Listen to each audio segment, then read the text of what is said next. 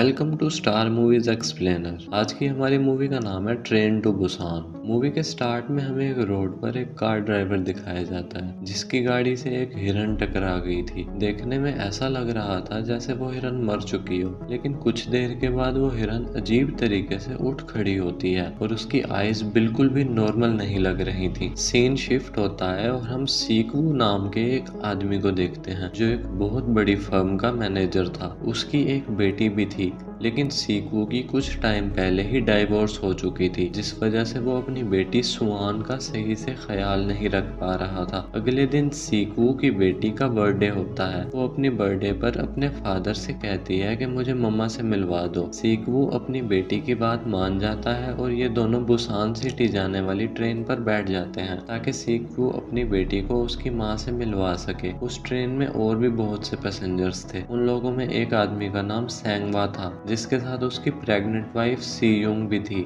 एक स्कूल की basketball team भी उसी ट्रेन में सफर कर रही थी। ट्रेन का डोर क्लोज होने से पहले अचानक एक लड़की ट्रेन में एंटर हो जाती है जिसकी टांग पर किसी चीज के काटने का निशान था और वो लड़की बहुत डरी हुई थी। देखते ही देखते वो लड़की एक ज़ोंबी में बदल जाती है और ट्रेन के एक अटेंडेंट पर हमला कर देती है और उसको काट लेती है। अब वो अटेंडेंट भी ज़ोंबी में बदल जाती है और ये वायरस बहुत तेजी से ट्रेन में फैलना स्टार्ट हो जाता है। सब लोग ज़ोंबी में बदल रहे होते हैं और एक दूसरे को काट रहे होते हैं। इसी दौरान कुछ लोग उस इन्फेक्टेड ट्रेन बॉक्स को छोड़कर दूसरे बॉक्स में भाग जाते हैं जहां अभी तक वायरस नहीं फैला था। आगे बढ़ने से पहले आपसे रिक्वेस्ट है कि हमारे चैनल को सब्सक्राइब कर दें और वीडियो को लाइक कर दें। अब हम देखते हैं कि ट्रेन में टीवी पर दिखाया जाता है कि पूरे शहर में एक अजीब सा वायरस फैलता जा रहा है और लोग ज़ोंबी बनते जा रहे हैं। ट्रेन में बैठे हुए लोग ये देखकर बहुत परेशान हो जाते हैं कि ये अजीब सी चीज सिर्फ हमारी ट्रेन में नहीं बल्कि पूरी सिटी में हो रही है। जब ट्रेन स्टेशन पर रुकती है तो पैसेंजर्स फौरन बाहर निकलकर भागने लगते हैं, लेकिन वो क्या देखते हैं कि वहां पर ये वायरस पहले ही फैल चुका था। अब लोग वापस ट्रेन में बैठने के लिए भागने लगते हैं और वो जल्दबाजी में अलग अलग बॉक्सेस में चले जाते हैं। ट्रेन का ड्राइवर ट्रेन को बुसान सिटी ले जाने के बारे में कहता है क्योंकि टीवी पर बताया गया था कि कुछ सिटीज अभी भी वायरस से महफूज हैं और बुसान भी उनमें से एक था। ये लोग अब डिसाइड करते हैं कि हम अपने बॉक्स से आगे वाले तीसरे बॉक्स में जाने की कोशिश करेंगे, लेकिन यहाँ एक प्रॉब्लम थी। वो प्रॉब्लम ये थी कि दरमियान वाले बॉक्सेस में इन्फेक्शन फैल चुका था। अब ये सब लोग मिलकर ज़ोंबीज का सामना करके बड़ी मुश्किल से उस बॉक्स तक पहुँचते हैं जहाँ अभी वायरस नहीं फैला था और वहाँ और भी बहुत से लोग थे। ये लोग जैसे ही उस बॉक्स के दरवाजे तक पहुँचते हैं तो उस बॉक्स में बैठा हुआ सीओओ जिसका नाम युंग सुक था, जो कि एक सेल्फिश आदमी था,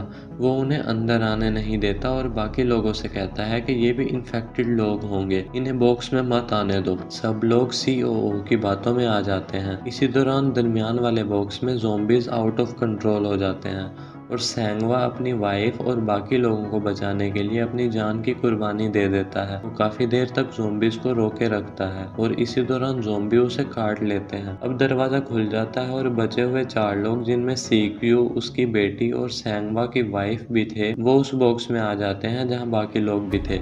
अब सीओओ सबको कहता है कि इन 4 लोगों को आइसोलेट कर दो, अगर ये इन्फेक्टेड हैं तो हमें कुछ ही देर में पता चल जाएगा। अब सब लोग ऐसा ही करते हैं। उन लोगों में एक लेडी ऐसी थी जिसकी सिस्टर ज़ोंबी बन गई थी और इस बात को सोच सोच कर वो लेडी बहुत ज़्यादा अपसेट हो गई थी। अब वो अचानक दूसरे बॉक्स का दरवाज़ा खोल देती है और दरवाज़ा खोलते ही वहाँ सब लोगों पर ज़ोंबीज हमला कर देते हैं। बचते सिर्फ वही 4-5 लोग हैं जिनको आइसोलेट किया गया था और इन लोगों में सीक्यू, उसकी बेटी सुआन और सेंगवा की वाइफ सीयुंग थी। सीओओ और एक ट्रेन अटेंडेंट एक वॉशरूम में छुपकर अपनी जान बचा लेते हैं। ट्रेन के ड्राइवर को अब अचानक ट्रेन रोकना पड़ती है क्योंकि ट्रेन के ट्रैक पर कंटेनर्स गिरे पड़े थे और रास्ता ब्लॉक हो चुका था। सब लोग दूसरी ट्रेन पर बैठने के लिए ट्रेन से उतर जाते हैं और एक दूसरे से अलग हो जाते हैं। वहाँ दोबारा ज़ोंबीज का हमला हो जाता है और सीओओ इस बार भी खुदगर्जी का मुजाहिरा करते हुए अपनी जान बचाने के लिए एक दूसरे आदमी को ज़ोंबीज के सामने धक्का दे देता है। सीओओ युंग सुक दूसरी ट्रेन में जा ही रहा होता है, उसको भी ज़ोंबी काट लेता है। वो ट्रेन पर जब चढ़ जाता है तो अब वो ज़ोंबी में बदलना स्टार्ट हो जाता है। अब सीक्यू अपनी बेटी और सीयुंग को